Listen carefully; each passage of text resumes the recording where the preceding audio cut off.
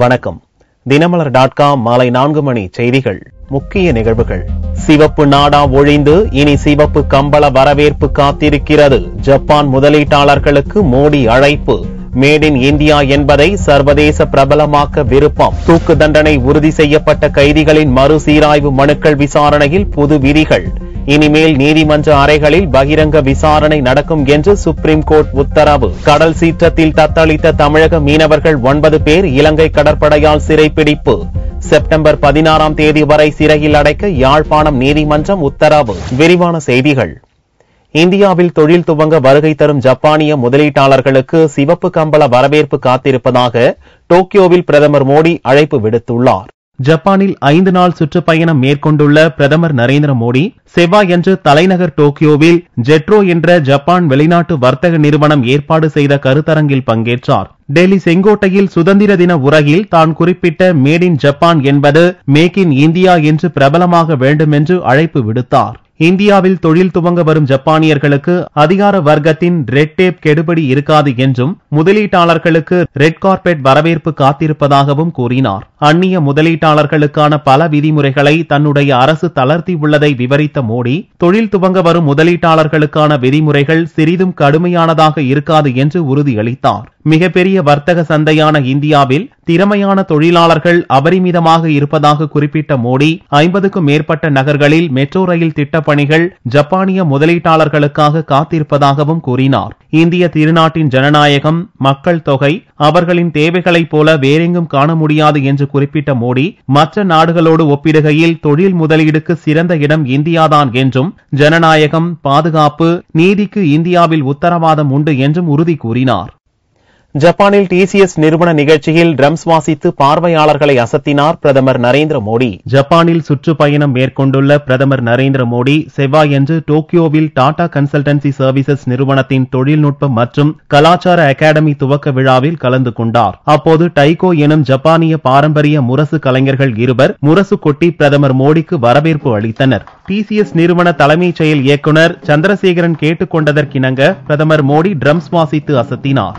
மோடி உற்சாகத்துடன் ட்ரம்ஸ் வாசித்ததை அடுத்து அதே தாளத்தில் ஜப்பானிய இசைக்கலைஞரும் முரசு கொட்டினார். ஜூகல் பந்தி போல அமைந்த இந்த காட்சி பார்வையாளர்களை பெரிதும் கவர்ந்தது.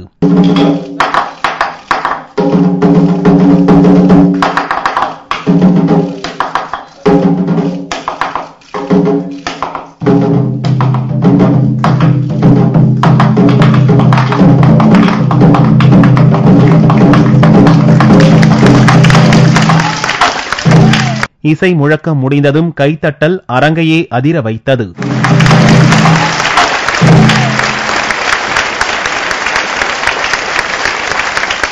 டிசிஎஸ் தொழில்நுட்ப கலாச்சார பயிற்சி திட்டத்தின் கீழ் டிசிஎஸ்ஸில் பணியாற்றும் ஜப்பானிய ஊழியர்கள் இந்தியாவுக்கு 14 வாரங்கள் பயிற்சிக்கு அனுப்பப்பட உள்ளனர். அவர்களிடையே பேசிய மோடி இந்தியாவில் பயிற்சி முடித்து திரும்பும் போது டிசிஎஸ் ஊழியராக அல்லாமல் இந்திய தூதர்களாக ஜப்பான் திரும்ப வேண்டும் என அழைப்பு விடுத்தார். திங்களன்று பள்ளி நிகழ்ச்சியில் பங்கேற்ற மோடி குழந்தையிடம் இருந்து புல்லாங்குழலை வாங்கி இசைத்ததுடன் அவர்களுக்கு கிருஷ்ணர் குறித்த கதையும் கூறி மகிழ்வித்தது குறிப்பிடத்தக்கது. தூக்கு தண்டனை உறுதி செய்யப்பட்ட கைதிகளின் சீராய்வு மனுக்கள் இனி நீதிமன்ற அறைகளில் விசாரிக்கப்படும் என்று உச்சநீதிமன்ற அரசியல் சாசன அமர்வு அறிவித்துள்ளது. தூக்கு தண்டனை கைதிகளின் மரண தண்டனை உச்சநீதிமன்றத்தில் உறுதி செய்யப்பட்ட பிறகு கடைசி கட்ட முயற்சியாக தீர்ப்பை மறு ஆய்வு செய்ய கோரும் சீராய்வு மனுக்கள் உச்சநீதிமன்றத்தில் தாக்கல் செய்யப்படுவது வழக்கம். அந்த சீராய்வு மனுக்கள் மீது 3 நீதிபதிகள் தங்களது அறைகளிலேயே முடிவெடுத்து அறிவிப்பார்கள். தூக்கு கைதிகளின் தரப்பில் வாதத்தை முன்வைக்க வாய்ப்பு கிடைக்காத நிலை இருந்தது. இந்நிலையில் தூக்கு தண்டனை உறுதி செய்யப்பட்ட கைதிகளின் மனுக்கள் இனி நீதிமன்ற அறையிலேயே 3 நீதிபதிகளை கொண்ட அமர்வால் விசாரிக்கப்படும் என்று தலைமை நீதிபதி RM லோதா தலைமையிலான அரசியல் சாசன பெஞ்ச் செவ்வாயன்று உத்தரவு பிறப்பித்துள்ளது. 1993ஆம் ஆண்டு மும்பை குண்டுவெடிப்பு வழக்கில் தூக்கு தண்டனை விதிக்கப்பட்ட யாகூப் அப்துல் ரசாக் மேமன் 2000 ஆண்டு செங்கோட்டை தாக்குதல் வழக்கில் தூக்கு தண்டனை பெற்ற முகமது ஆரிஃப் உள்ளிட்ட 9 தூக்கு தண்டனை கைதிகள் தங்களது சீராய்வு மனுக்கள் மீது நீதிமன்ற அறையில் விசாரணை நடத்த கோரிய வழக்கை விசாரித்த அரசியல் சாசன அமர்வு இந்த புதிய விதிகளை அறிவித்துள்ளது. சீராய்வு மனுக்கள் மீதான விசாரணையின் போது குற்றவாளி தன் தரப்பு வாதத்தை அரை மணி நேரத்துக்கு நீதிபதிகள் முன் வைக்கலாம் என்றும் அரசியல் சாசன அமர்வு அறிவித்துள்ளது. இது தூக்கு கைதிகளின் அடிப்படை உரிமை என்றும் அரசியல் சாசன அமர்வு கூறியுள்ளது. தூக்கு தண்டனை உறுதி செய்யப்பட்ட 1 மாதத்துக்குள் சீராய்வு மனு தாக்கல் செய்யப்பட வேண்டும் என்றும் உச்சநீதிமன்றம் உத்தரவிட்டுள்ளது. Yes, today the Supreme Court in a very larger impact judgment has said, the Constitution bench has said, all the review petitions concerning the death sentence matters would be heard in the open court and oral hearing would be granted to such petitions. At least half an hour would be granted for hearing these petitions because இந்நிலையில் தர்மபுரி பேருந்து எரிப்பில் 3 கல்லூரி மாணவிகள் கொல்லப்பட்ட வழக்கில் மறுசீராய்வு மனுவை 2 நீதிபதிகள் கொண்ட அமர்வு விசாரிக்க தடை கோரியும் 5 நீதிபதிகள் கொண்ட அரசியல் சாசன அமர்வு விசாரிக்க கோரியும் தண்டனை பெற்ற குற்றவாளிகள் தரப்பில் மனு தாக்கல் செய்யப்பட்டிருந்தது. இம்மனுவை தள்ளுபடி செய்த உச்சநீதிமன்றம் 3 நீதிபதிகள் கொண்ட அமர்வு விசாரிக்கலாம் என்று உத்தரவிட்டது. கடல் சீற்றத்தால் நடுக்கடலில் தத்தளித்த ராமேஸ்வரம் மீனவர்கள் 9 பேரை இலங்கை கடற்படை கைது செய்துள்ளது. செப்டம்பர் 16ஆம் தேதி வரை சிறையில் அடைக்க யாழ்ப்பாணம் நீதிமன்றம் உத்தரவிட்டுள்ளது. ராமேஸ்வரத்திலிருந்து 40 நாட்களுக்கு பின்னர் திங்கட்கிழமை அன்று மீனவர்கள் கடலுக்குள் மீன்பிடிக்க சென்றனர். கச்சத்தீவு அருகே மீன்பிடித்துக் கொண்டிருந்த போது கடல் சீற்றத்தால் சக்தி என்பவரின் படகு மூழ்கியது. படகில் இருந்த செல்வம், முருகன், சக்திவேல் உட்பட 4 மீனவர்கள் நடுக்கடலில் தத்தளித்தனர். அருகே மீன்பிடித்துக் கொண்டிருந்த சக மீனவர்கள் அவர்களை மீட்டு கரைக்கு அழைத்து வந்தனர். அப்போது அங்கு ரோந்து வந்த இலங்கை கடற்படையினர் அவர்கள் 9 பேரையும் கைது செய்து யாழ்ப்பாண முகாமிற்கு கொண்டு சென்றனர். கைது செய்யப்பட்ட 9 மீனவர்கள் மீது வழக்கு பதிவு செய்யாமல் அவர்களை விடுவிக்க அரசு விரைந்து நடவடிக்கை எடுக்க வேண்டும் என்று தமிழக மீனவ அமைப்பினர் கோரிக்கை விடுத்துள்ளனர். இன்னைக்கு காற்று அதிகமா அடிச்சதுல 2 படகு கடல்ல மூழ்கிருச்சு. ஒரு படகுல உள்ள 4 பேர் சேஃபா வந்துட்டாங்க. இன்னொரு படகுல உள்ள 4 பேரை 544 படகுல அவங்க அந்த உயிரை மீட்டு கொண்டு வரும்போது இலங்கை கடற்படை அந்த படகை கைது செய்து கெய்ட்ஸ்ல கொண்டு போய் நிப்பாட்டி இருக்காங்க. உடனே மத்திய மாநில அரசு துரித நடவடிக்கை எடுத்து அந்த படகுக்கு வழக்கு போடாம உடனே விடுதலை பண்ணி உடனே கொண்டு வர்றதுக்கு தகுந்த நடவடிக்கை எடுக்கணும். இங்க மீனவருடைய வாழ்வாதாரமே ரொம்ப பாதிக்கப்பட்டு போய் மீன் பிடிக்க முடியாம ரொம்ப அழிஞ்சு போய்கிட்டு இருக்கிறோம். மத்திய மாநில அரசு துரித நடவடிக்கை எடுத்து இந்த மீனவர்களை மீட்டு கொண்டு வரணும். அதே மாதிரி பிரச்சனை இல்லாம மீன் பிடிக்கிறதுக்கு வழிவகை செய்யணும். இதனிடையே கடந்த ஆகஸ்ட் 25ஆம் தேதி கடலுக்கு சென்ற மீனவர்களின் படகு மூழ்கியதில் காணாமல் போன டேனியல், வில்சன், எஸ்ரோ ஆகிய 3 மீனவர்களை கண்டுபிடித்து தர வலியுறுத்தி பாம்பன் பேருந்து நிலையம் எதிரே மீனவர்கள் நடத்தும் உண்ணாவிரத போராட்டம் தொடர்ந்து 2வது நாளை எட்டி உள்ளது. நில அபகரிப்பு வழக்கு தொடர்பாக முன்னாள் மத்திய அமைச்சர் மு.க. அழகிரி மதுரை மாவட்ட நீதிமன்றத்தில் நேரில் ஆஜராகி முன்ஜாமீன் பெற்றார். மதுரையை அடுத்துள்ள சிவரக்கோட்டையில் முன்னாள் மத்திய அமைச்சர் மு.க. அழகிரிக்கு சொந்தமான தயா பொறியியல் கல்லூரி உள்ளது. இந்த கல்லூரிக்காக இந்து அறநிலையத்துறைக்கு சொந்தமான 44 சென்ட் நிலத்தை அபகரித்ததாக அழகிரி உட்பட 7 பேர் மீது மதுரை புறநகர் நில அபகரிப்பு தடுப்பு பிரிவில் இந்து சமய அறநிலையத்துறை சார்பில் புகார் அளிக்கப்பட்டது. இது தொடர்பான வழக்கு விசாரணை உயர்நீதிமன்ற மதுரை கிளையில் நடைபெற்று வருகிறது. இந்த வழக்கில் அழகிரிக்கு செப்டம்பர் 3ஆம் தேதி வரை இடைக்கால முன்ஜாமீன் வழங்கி உயர்நீதிமன்ற மதுரை கிளை உத்தரவிட்டிருந்தது. இந்நிலையில் செவ்வாயன்று மாவட்ட குற்றவியல் நீதிமன்ற நீதிபதி திரிவேணி முன்பு அழகிரி நேரில் ஆஜரானார். ஆவணங்களை தாக்கல் செய்து முறைப்படி முன்ஜாமீன் பெற்றார். இந்த வழக்கு மீண்டும் புதன்கிழமையன்று விசாரணைக்கு வருகிறது. மதுவினால் மக்களுக்கு நன்மையை ஏற்படும் என்று கூறி தேர்தலை சந்திக்க ஜெயலலிதா தயாரா என்று பாமக நிறுவனர் ராமதாஸ் சவால் விடுத்துள்ளார். தமிழகத்தில் முழு மதுவிலக்கை அமல்படுத்த வலியுறுத்தி பாமக சார்பில் செவ்வாயன்று சேப்பாக்கம் விருந்தினர் மாளிகை அருகே ஆர்ப்பாட்டம் நடந்தது. பாமக நிறுவனர் ராமதாஸ் கலந்து கொண்டு உரை நிகழ்த்தினார். இந்தியாவில் ஆண்டுக்கு 18 லட்சம் பேரும் தமிழகத்தில் 1,50,000 பேரும் மதுவால் உயிரிழப்பதாக கூறிய ராமதாஸ் குஜராத், மணிப்பூர் போன்ற இடங்களில் முழு மதுவிலக்கு உள்ளதாக சுட்டிக்காட்டியவர் கேரள அரசும் மதுவை ஒழித்து முன் உதாரணமாக திகழ்வதாக கூறினார். மதுவால் மக்களுக்கு நன்மையே ஏற்படும், அதனால் தான் மதுவை விற்கிறேன் என்று கூறி ஜெயலலிதா தேர்தலை சந்திக்க தயாரா என்று ராமதாஸ் சவால் விடுத்தார். தமிழக முதல்வருக்கு ஜெயலலிதாவுக்கு நான் ஒரு சவால் விடுகிறேன். என்ன சவால் என்றால், இந்த மதுவை வைத்து தேர்தலை நீங்கள் போட்டியிட முடியுமா? நாங்கள் மது ஒழிய வேண்டும், இதை ஒன்றை வைத்தே நாங்கள் தேர்தலில் போட்டியிடுகிறோம். நாங்களும் அதையே வைத்து போட்டியிடுகிறோம்.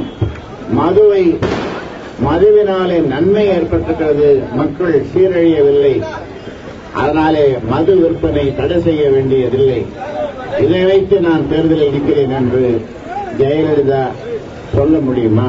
மதுவை ஒழிப்போம் என்று கூறி பாமக தேர்தலை சந்திக்கும் என்று பேசிய ராமதாஸ் தாங்கள் ஆட்சிக்கு வந்தால் முதல் கையெழுத்து மது ஒழிப்புதான் என்றும் தெரிவித்தார்.